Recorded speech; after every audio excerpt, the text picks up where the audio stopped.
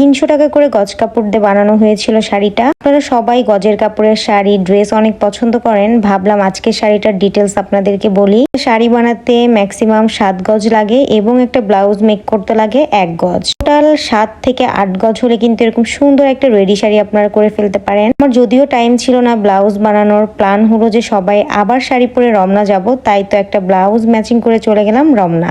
এই শাড়ির কাপড়টা আমি নিয়েছিলাম নিউ মার্কেট থেকে, অনেকেই দেখেছিলেন। ওইখানে কিন্তু 100 টাকা থেকে শুরু করে 300 থেকে 400 টাকার ভিতর খুব সুন্দর সুন্দর গজ কাপড় পেয়ে যাবেন। এগুলা বাইরে বা মার্কেটের প্রাইস 1 থেকে 1,500 টাকা করেও কিন্তু গজ কাপড় নেয়। আমি একটা সময় মার্কেট থেকে গজ কাপড় কিনে এত পরিমাণ বাস খেয়েছি ধারণার বাইরে। দিন ঘুরতে ঘুরতে দেখতে দেখতে চলে আসি রমনা। রমনা ঢুকেই দেখি স্বর্ণা পিকচার তুলে নিচ্ছে, ওর যেহেতু প্রমোশনাল কাজ ছিল শাড়ির। আমি আর নাদিয়া আপু আর কি করব, পুরো রমনা দুইজন ঘুরতেছিলাম, ভিডিও করতেছিলাম। আর নাদিয়া আপুকেও আজকে অনেক বেশি সুন্দর লাগতেছিল, একে একটু সানকিস করে নিলাম। আসলে আমার সানকিস পিকচার বা ভিডিও খুব ভালো লাগে, একটু শ্যাডো শ্যাডো পরে। আজকের এই শাড়িটা কেমন লেগেছে কমেন্ট করতে ভুলবেন না। আপনারাও কিন্তু চাইলে গজ কাপড় দিয়ে এরকম দামি একটা শাড়ি মেক করে ফেলতে পারেন। হাজার হাজার লাখ লাখ ফটো সেশন করতে হচ্ছে স্বর্ণার, আর এখান থেকে ওইখানে যাচ্ছে। আর এই তো আমার জানেমানটাও চলে আসলো। আসলে আমি আরো প্রায় সময় ম্যাচিং করে পরার ট্রাই করে দেখে থাকেন, বিশেষ করে কালার। একটা বোন বা একটা বেস্ট ফ্রেন্ড থাকা খুবই দরকার। আর তিথি কিন্তু আমার বেস্ট ফ্রেন্ড, আর আমরা সবাই কিন্তু অনেক ভালো ফ্রেন্ড। স্বর্ণাও অনেক ভালো ফ্রেন্ড, তিথি অনেক ভালো ফ্রেন্ড, নাদিয়া আপু সিনিয়র বাট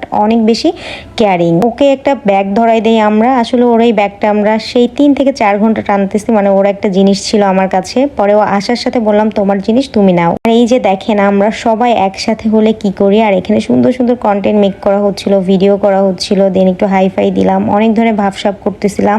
আসলে মনের মতো মানুষ থাকলে না ঘুরতেও খুব ভালো লাগে। আর মনের সাথে মনের মিল, নিজের মেন্টালিটি যদি মানুষ থাকে পাশে, তাহলে কিন্তু খুব বেশি ভালো লাগে। আর এরকম ফ্রেন্ড পাওয়া কিন্তু অনেক ভাগ্যের, যে একদম আমার মতোই তারা। অনেকে আছে দেখবেন ফ্রেন্ডদের ভিতর ফ্রেন্ডদের খুব বেশি কটূক্তি হয়, ঝগড়া হয়, ঝামেলা হয়, এর সাথে মিশলে ও মাইন্ড করে, এইটা হয় সেটা হয়। বাট আমাদের ভিতর কিন্তু এরকম কিছুই নাই। আমরা সবাই যেমনটা চেয়েছিলাম বা যেমনটা চাই, ঠিক আমরা সবাই কিন্তু তেমনই হয়েছি। আছে না, যার জুড়ে যার সাথে মানায় তাকেই তার সাথে বেছে নিতে হয়, ঠিক তেমনই হয়েছে আমাদের। অনেকে এখন কোশ্চেন করবেন আপু শাড়ি বানাতে কত গজ লাগে আর এই শাড়ি বানাতে কত টাকা খরচ হয়েছে, সবকিছু এখন বলে আপনাদেরকে চলেন। প্রথমেই কিন্তু জানাবেন যে এই শাড়িটা কেমন হয়েছে, তাহলে কিন্তু আরো সুন্দর সুন্দর গজ কাপড়ের শাড়ি মেক করবো আপনাদের জন্য। একটা ফুল শাড়িতে আপনি নেওয়ার ট্রাই করবেন 7 গজ, এবং একটা ব্লাউজ বানাতে আপনি নেওয়ার ট্রাই করবেন 1 গজ। আপনি যদি চান ব্লাউজটা অনেক বেশি ডিজাইন দিবেন, তাহলে একটু কাপড় বেশি লাগবে। আর নর্মালি শাড়ি হয় 7 গজেরই, মানে 12 হাত বা 12.5 হাত। আর আমি শাড়ি পরি 13 হাত। একটু বড় শাড়ি আমার কাছে ভালো লাগে, মনে হয় যে কুচি বেশি হয়, আঁচলটা বড় হয়, বেশি সুন্দর লাগবে।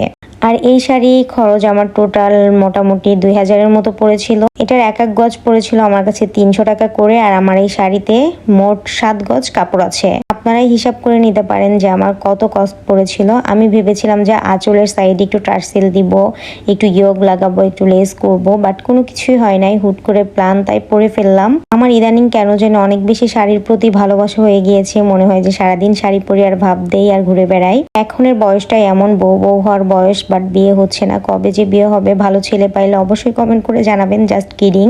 আশেপাশে প্রতিবেশী সবাই বলে বিয়ে করো না কেন, বয়স হয়ে যাচ্ছে। তাদেরকে বলতে চাই বিয়ে তো অবশ্যই করব, টাইম হলে, সময় হলে, আর নিজের মনের মতো মানুষ পাইলে। এই দুনিয়াতে মনের মানুষ পাওয়াটা খুবই টাফ, তাই তো বিয়ে করা হচ্ছে না। যদি মনের মতো মানুষ মিলে যায়, হুট করেই দেখবেন বিয়ে করে ফেলেছি।